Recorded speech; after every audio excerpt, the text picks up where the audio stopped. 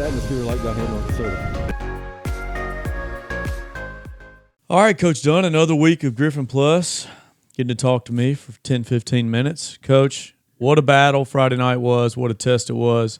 It was a great quarterfinal matchup. What are your initial thoughts? What a fun game. Yeah, it was fun. I mean, it's always fun when you win.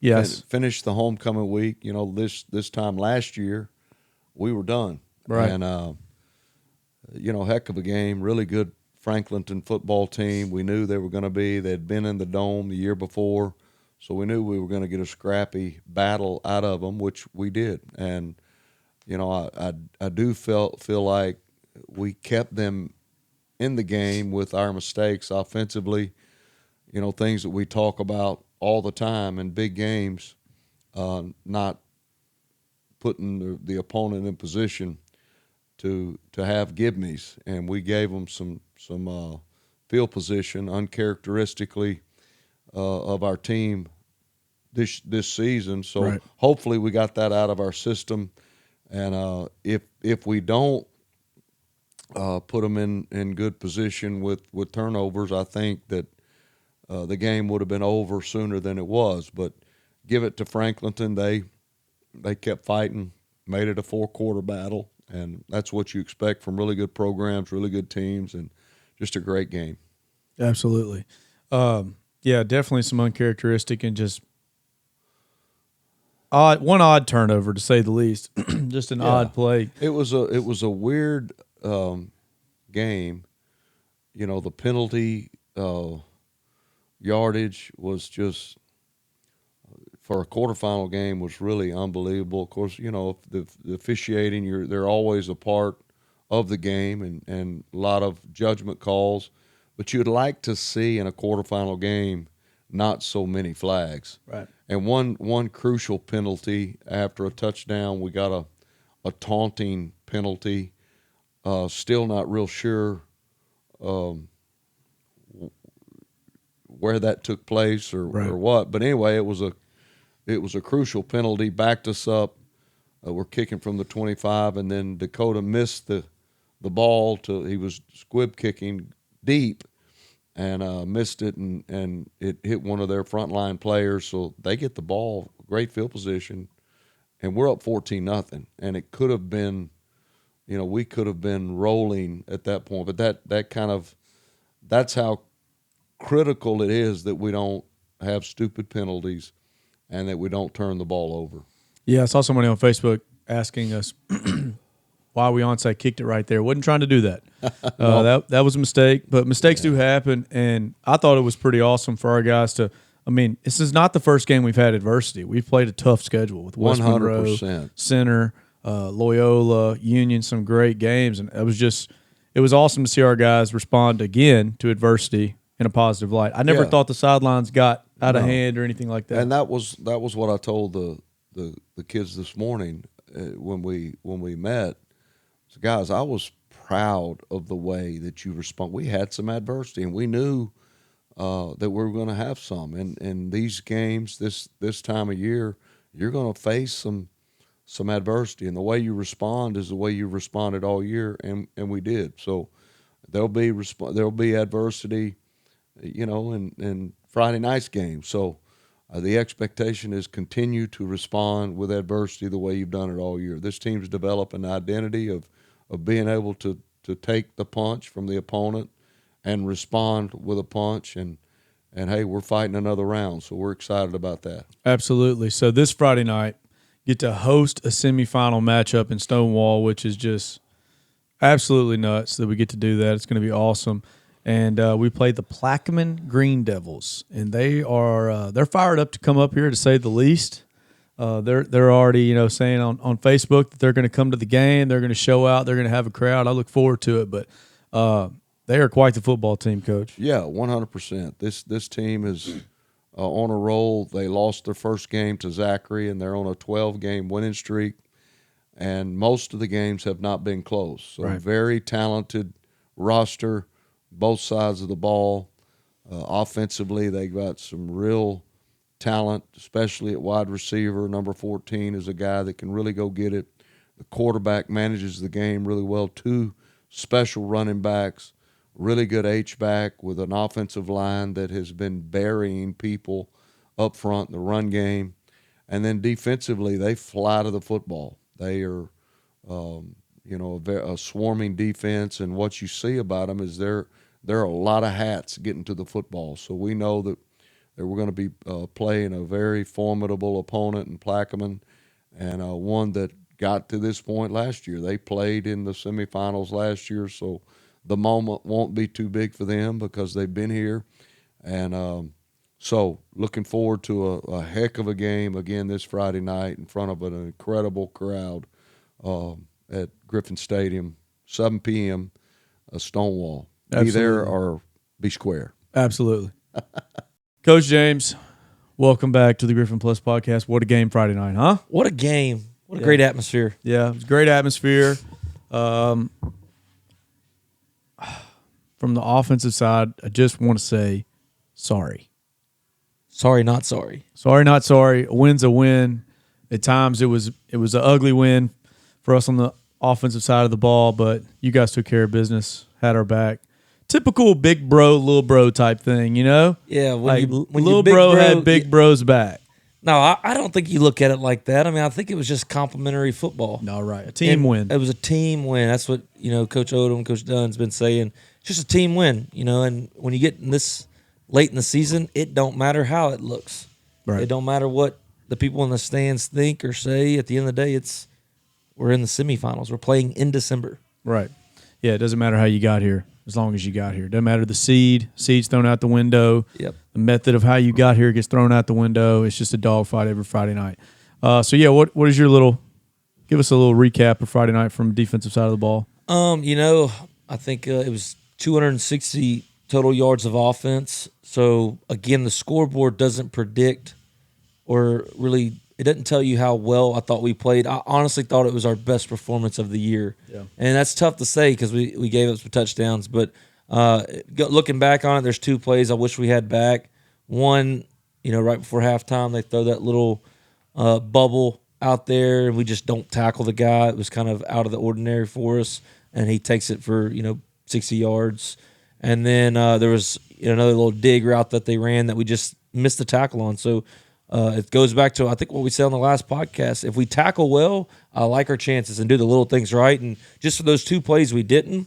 We did get some short field a few times, which is expected in games. You got to adapt and overcome. And one thing I thought that the kids did well was it wasn't a short field in like two plays. It was, hey, we're on kickoff return now. Mm-hmm. It was we still got them to fourth down multiple times in that little stretch, and then maybe one penalty or a big fourth down conversion happens, and then you're playing a new set of downs. But I was just really impressed. Player of the game for us. I think anybody that was there would be able to tell it was Hayden Bell. He was all over the field. Started maybe a little slow. I don't know if it was just because they ran away from him or whatever it may be, but at some point in the game, I looked at Hayden and I said, I need you to take this thing over. And sure enough, he did. We got to get into some different looks for him. And I just thought that he stepped up. He was where the ball was. Bryce Evans with the big interception off of a freak play. They kind of sealed it there towards the end. Logan Addison, kind of whenever the momentum was shifting back and forth, he punches the ball out. And then who is near the ball? Bryce Evans. So two of the turnovers that we had that counted, not including Braden Thomas' interception off the defensive hold / pass interference. Coach, what does this mean? Hey, what is this? I'm gonna say hold. That's a hold. Yep. What is this?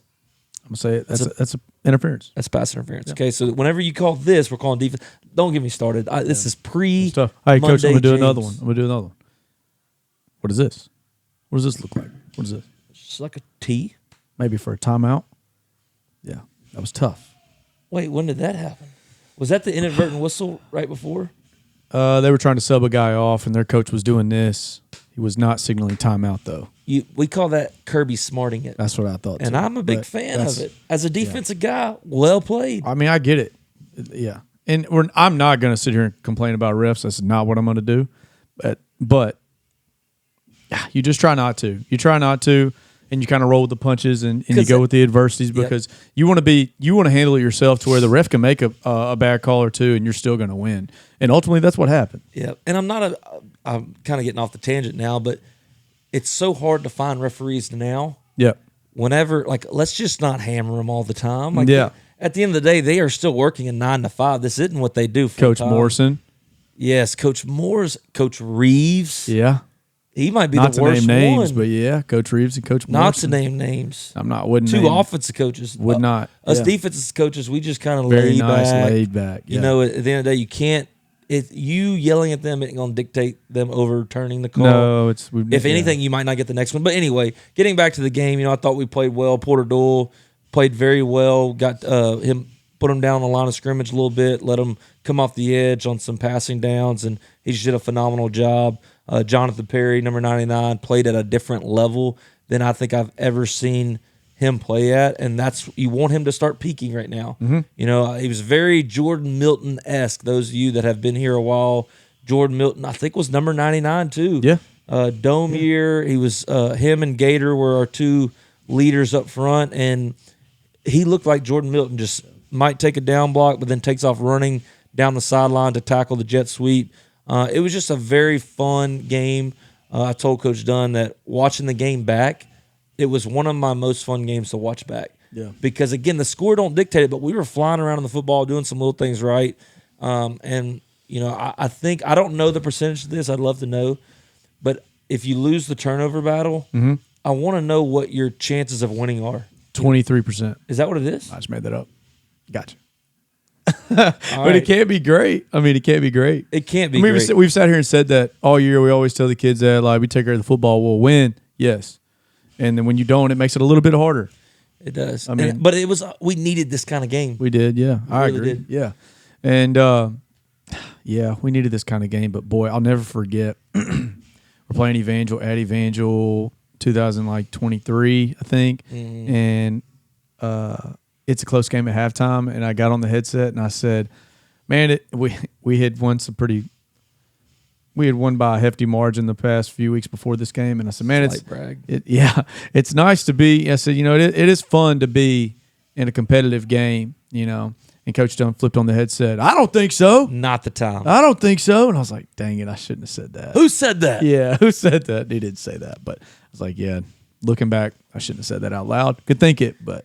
But you need. I mean, like you hate to say it, you'd love to blow everybody out, but yeah, you would love to win by a billion. But you're in the quarters, top 8 now. Yeah. Top 4. Yeah. It just and also too, like I think it says a lot about the defense. It was 37-30 at halftime. I mean, we're looking at like a basketball score. Yeah, gosh. Well, thanks for saying that, man. But no, sorry. But so I think what everybody would want to know is like, what'd you say at halftime? What was the message? And that's a great question. Thank you. Those are the only kind I have. He's teed up right there. That's what we call that. Yeah. I told the guys right before they scored, right before halftime, we were sitting on the chairs. I'm like, guys, and they're sitting a shot at them. I just didn't think they were good enough to beat you guys. Mm-hmm. The whole time we never panicked. I know the score was kind of becoming a basketball score. Thanks, Coach Warren. You're welcome. But I never thought for a second we were going to lose that game. I really didn't. And then to come in at halftime and Coach Dunn gets everybody up on the ND, and he's like, there was no panic in his voice, no waver. He was just, hey, we're going to beat these guys. We're going to settle in. We're going to do this, and go break off on your coaches. And I think maybe the kids were thinking they were about to maybe get chewed out or maybe whatever it was, but he spoke into existence a level of confidence that I think they needed to hear right then. Then we go talk in the meeting room, and we talk about, hey, these are the adjustments that we think that they're going to make, because we're playing good football. And again, the score is not going to show you that, but you're playing good football. Continue to fly around on the football. We're going to get some good field positions. We need to get 3 and outs, some turnovers, which we got 2 of them in the second half. That was basically it. It's not like we went in there and fired these guys up or changed schematically. It was, hey, let's just play sound football, because, man, at the end of the day, I don't think they were good enough to beat you. Yeah, no, I will say this about Franklinton and their kids. Like, there's some dang warriors. Number 9 took some hits. Oh, if Porter Dole hits me that hard, I might just die. I might quit. And we said that going into it, like, we're going to get a lick on him. Yeah. And let's see how he handles it. And I thought, that dude is a dog. Yeah, he didn't waver. He didn't waver. Coach Odom went up to him after and was like, "Hey man, what position do you play in baseball?" Because the kid looks like he'd be just the smoothest shortstop that you ever seen. Don't even play baseball. Yeah, I think he's a soccer kid. Soccer player. Yeah. So I mean, again, that's not a shot on soccer. No. Not a huge soccer fan. I've never been Can't good tell. at it. Have no eye coordination. Mm-hmm. But man, he was. That's not normally the combo we see. Yeah, it's you normally see shortstop, quarterback, center fielder, shortstop, catcher. Yeah. Northwood. Now, fun fact for those at home: Mason Guillory, left guard for us, plays soccer. Yes. What you also don't hear about that combo. He cuts weight during soccer. Oh season. yeah, man. Yeah. He's a stud at soccer too. But they anyway, had some dudes. Yeah, they number did. One, number one's one of the best athletes that we've seen. Yep. And I thought we managed those guys well. Mm-hmm. They had two superior athletes out there that number one and number three. Again, I don't know their names. I think one of them's like McLean or something like that. Mm-hmm. But they were very good on film. Had a great season, and I just thought our dudes showed up and were better. Yeah, I thought they played their butts off.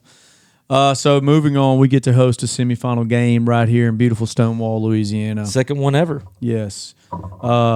Pretty crazy stuff.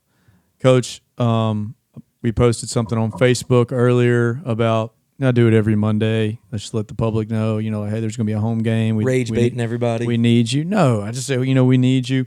And I'll say this too, before I forget. The crowd caused Franklinton to not get a playoff one time. Right? Yeah, down there towards the Toward the scoreboard. towards the scoreboard. Yeah, I mean, that's huge. That's legit just a crowd thing. And then the air horn debacle or whatever, apparently. I don't even know what happened there. I don't understand, and that's not for me to worry about, I guess. But Does that come from the referee? yeah, I don't. He said there was a rule, and then Mr. Severino said there wasn't. Again, I have no idea. Blow the air horns. Just don't blow Bring them. them all. Just don't blow them when we're on offense, about to No. snap, and then don't blow them Only before when we we're run scoring. out. Yeah, when we're scoring. That is nice, I will say. When you're at the iPads as a coach and you're talking to the kids or you're watching the plays before the previous drive, when our fans go nuts and start hitting the horns, I'm like, all right, it must be time for us to go back out. That's what we. Sometimes they're a little early. They're Yeah. a little trigger happy. Yeah, a little trigger happy. Maybe Braylon Moore's not as fast as you think. Yeah. Nah. Or they just got some dudes on defense. You start blowing it, and Coach Madden is like, PAT. Yeah. And they send them out, and then all of a sudden, Yeah. it's like, we've already talked about it on the pod. It's like herding cats. They're gone. Yeah, it's pretty nuts. Anyway, so Plaqueman commented on the post. They're going to be here, which we look forward to. Obviously, that's a good high school football environment. Our kids deserve it. Their kids deserve it. It is the freaking semifinals. We would want nothing less than to have a packed house right here in Griffin Stadium. Yep. With that being said, what problems may they cause? What are they good at? Yeah, I think they're very good. I mean, obviously they're We're in in the the semifinals, semifinals. yeah. They've beat some good teams. They're very large up front. They have two backs that can go. I mean, very similar to our offense. They like to tempo at times, which we see. I think one of the fastest teams in the state. They have two receivers, three. Really, it's almost similar to Loyola. They got four receivers that can go, and then a tight end that is like Miller Warren that will go in and out of the box, get some good route combinations. number 19, he's a stud. Number 19's a dog. They have a little two quarterback system, like a 14 who I think is going to be one of the best athletes that we see all year. Will go in there at a wildcat quarterback and is very, very explosive, and that's their best receiver as well. Number 9, a bigger dude. I think. Speaking of number 9, Coach, we just talked about Franklin player being a soccer football guy. He is a football, basketball, baseball guy. Dude's just an athlete. Yeah. Just like a And I'm 6'3", sure he's 6'4" stud. good at all of them. The film, I don't think shows how big that dude is. He's huge, and I think I can make up a sport and he'd be good at it. Yeah. So he throws the ball well. He runs a little bit, runs well. So it's something that you have to account for in the run game. I think it's just a very solid football team, and like what you would expect in the semifinals. It's going to be a very fun game. It's going to be a great atmosphere. I know it's supposed to be a little cold, maybe a little damp, whatever it may be, but you need to show out because these boys deserve it. They have worked their tail off, not all summer, but since spring football. Right. I mean, it's been dang near every day on a grind. And this is the longest football season that these guys have had besides their freshman year. Right. Like in middle school, they'd be done playing already. They played. When Luke was the only one playing. Yeah, that Luke was the only person to play in the Superdome. So it's going to be a great time. I really, really, truly believe that. And I think if we go out there and we play sound football, we tackle well, we fly around on the football, try not to give up the explosive play, we come out on top. Yeah, you said it best. Like, the kids deserve it. They have earned this legitimately. They earn it every day. They earned it this morning in the hours of film. It is wild to think back that, legitimately last December when we lost in the quarterfinals. We showed back up on Monday and we went A year ago today. We had film review. Yep. And so we have been getting ready for this moment it's just a continuation. It's year round. And that's what we told the kids Friday before the game is you worked all year from a year ago today. Y'all that played, those that were a part, you remember the feeling after Cecilia came in here and beat you. You remember that feeling. That's what we have said to you all off season about how you're just trying to get back to that quarterfinal game. The rest is going to be fun and great, but you're trying to get back to that quarterfinal game and rewrite your story, and they did that. Now it's on to the semifinals. Second one that we've ever had here.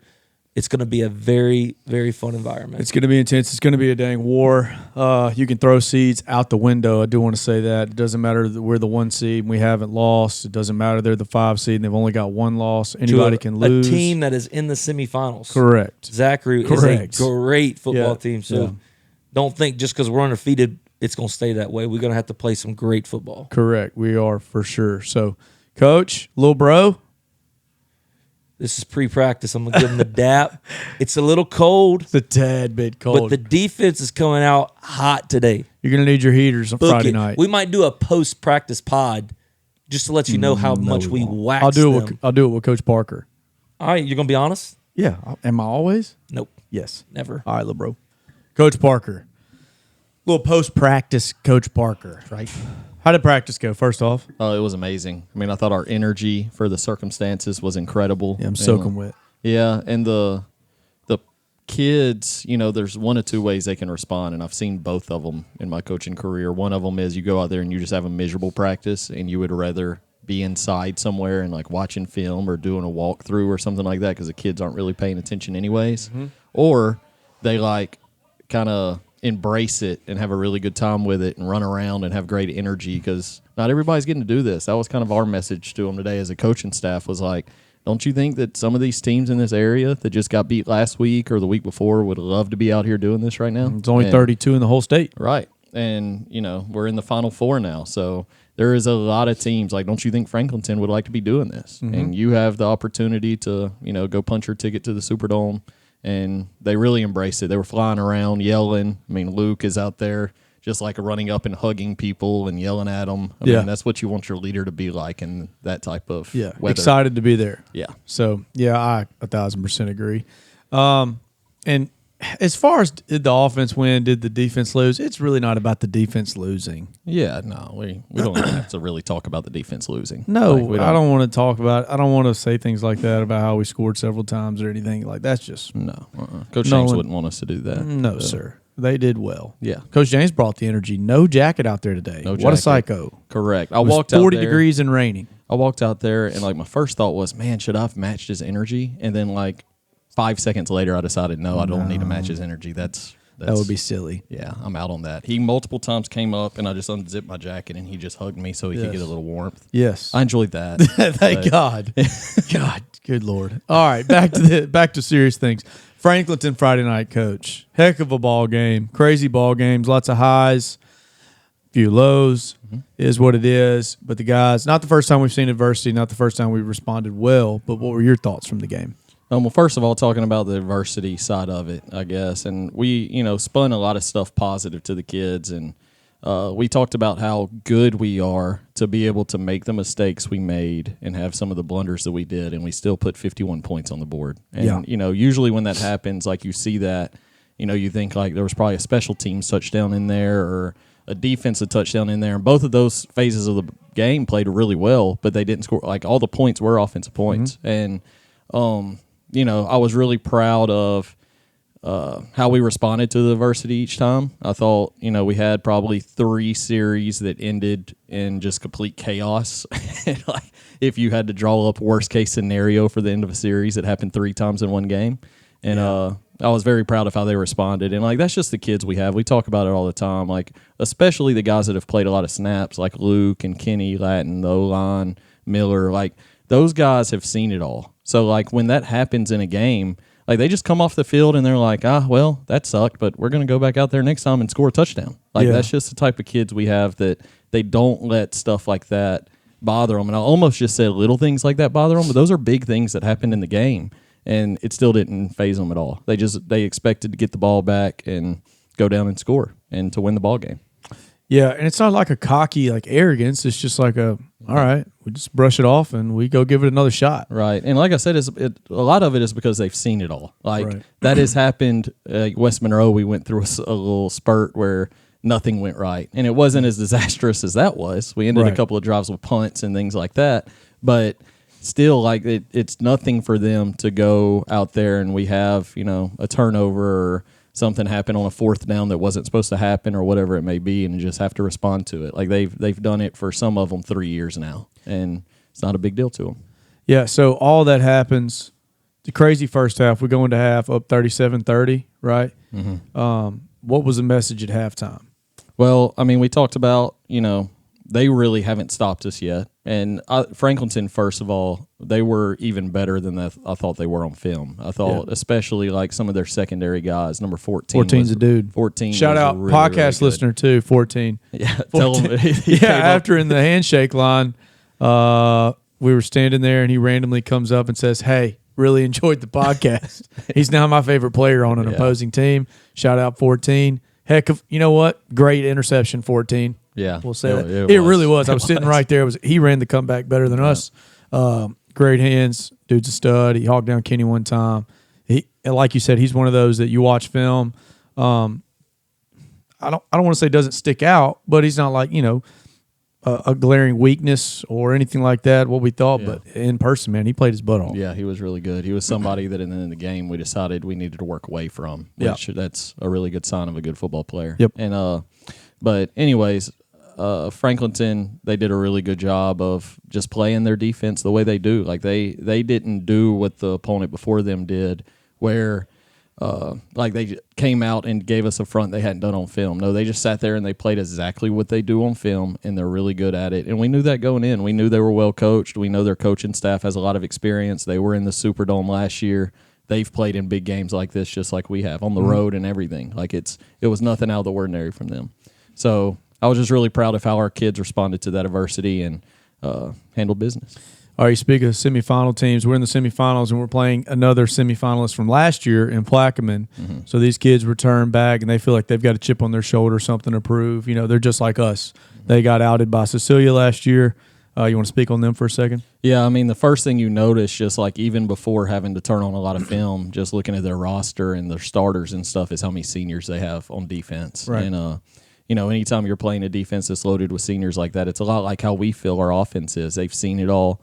They've been there. A lot of the kids played last year on the Superdome carpet. So they're not going to come in and the game be too big for them or anything. It's going to be truly just a ball game where whoever executes the best is going to win. And, we kind of felt like that going into a couple of games this year, the West Monroe game, the Northwood game, where, hey, these guys have a lot of guys that have been there, have seen you play. Plaqueman hasn't seen us play, but they're going to be very familiar with what we do, talking to the people that have played us from around that area. And it's just going to come down to who executes the best for 4 quarters and who's the last man standing at the end of the fight. They got some studs, 6, a safety, ULL commit. Yeah. Very good player. Right. And, I mean, he's one of those that, like, every time you find him on film, you're like, man, he's doing exactly what he's supposed to do. And then sometimes he just picks the ball off and goes and scores a touchdown. Right. Like, he is a phenomenal player. 90 on the defensive line. Big Diesel. Big Diesel. He's a very, very good football player as well. Both of their backers, that's one thing that I really watch. We watch some teams on film, and if their inside linebackers aren't sound or physical enough, we feel pretty good about it. But we're playing 2 very, very physical inside linebackers that fit really well. And they have a lot of experience. One of them's a sophomore, but he started every game as a freshman last year. and then the other one's a senior, and they're both really, really good football players. 57 has got several college offers as well from around the state. They don't lack talent. They don't lack physicality. They are not scared by any means. No. And that's what you get in the semifinals. Like that, we talked to the guys this morning, you're playing a very good opponent. But, if we were playing somebody that we turned on the film and we were like, oh, this is going to be a walkover, then what would winning the state championship really mean? Right. Like this, playing teams like this in the semis is what we do this job for and what our kids play the game for. And I'm super excited about it. They're definitely a super worthy semifinal team, and it's going to be a lot of fun. It's going to be a lot of fun. I think I totally forgot to ask this, but as far as the Franklinton game, anybody you want to highlight? Kenny obviously ran for 318 yards, and anytime 19, you do that, right? Yeah, something like that. I don't know. It's crazy. Anytime you do something like that, you have to highlight him. And and our O-line did play phenomenal. Me and Coach Morrison texted a lot over the weekend as we were watching the game, and there was very few plays that, we didn't block something really, really well or almost perfect. And anytime that happens, you expect your back to have a really big game, but the difference was he was making those third-level guys miss. And we've talked about that on the podcast a lot with, teams and their safeties, and that's sometimes the difference. Like, you're either going to have a 10-yard gain when you block something real well or you're going to have a touchdown. And right. Kenny did a really, really good job of turning those big gains into touchdowns the other night. Thought he played his tail off. Latin got in there, played their tail off. What I was most proud about, I talked to you about it, is their willingness may not seem like a lot, but to sprint off the field. Yeah. To absolutely. give it their all and have a 20, 30-yard gain and then get subbed out and not mope off the field or anything like that, but know that, Latin or Kenny's going in and in 2 or 3 plays, I might get right back in. So yeah, and the trust they have in each other too. Like when Kenny gets tired, there's not a hesitation of like, I need to stay out here because I have to carry the load. No, Correct. He knows that his brother's going to go in there and he's going to be just as good. Right. And he's going to be able to do the same things he is. So that is such a luxury to have. And we've had, 2 backs every year almost that we feel comfortable putting into a Friday night kind of interchangeably. But these 2 are very, very special, and their love for each other is part of what makes them special. yeah, the Debo, Derek White, Kerry Hunter, Steven Sims, Jay at the middle school, all those guys have crazy big shoes to fill. Yeah. Crazy big shoes. The other person I want to highlight too, and it's because it wasn't necessarily his best game stat wise, but Miller Warren played his absolute best game in the run game by a lot. And it's always fun. I told him out there today when we were going through Indo, like this was the first game that I could really, really see him concentrating on the technique that we work in Indo. Like his feet were near perfect when he was wrapping on counter, and he was striking with his hands instead of his forearm and stuff like that. Like I'm very proud of how he, it wasn't necessarily, he's had some monster games catching the ball this year and big time touchdowns, but he executed the run game the best he has, and it's a good time of year to do it. Yep, absolutely.